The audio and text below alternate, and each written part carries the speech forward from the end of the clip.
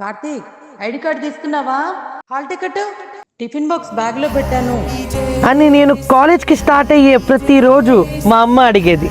ఈ రోజు అదే అమ్మ ముందు నేను మళ్ళీ నా కాలేజ్కి స్టార్ట్ అయ్యా.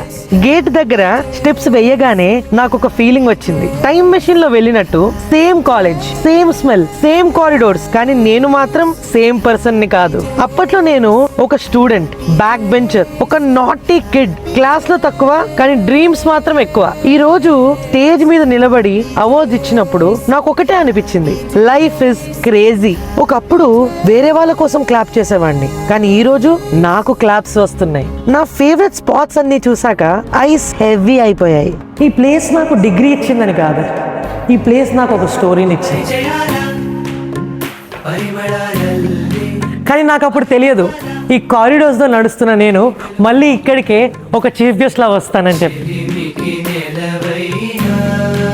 బ్యాక్ బెంచర్ గా స్టార్ట్ అయిన వాడు ఇలా ఫౌండర్ గా రిటర్న్ కూడా అవ్వచ్చు. అండ్ టుడే నా పాస్ట్ ని చూసి నా గ్రోత్ ని నేనే నమ్మలేకపోతున్నా. బికాస్ డ్రీమ్స్ కి సీట్ నెంబర్ ఉండదు.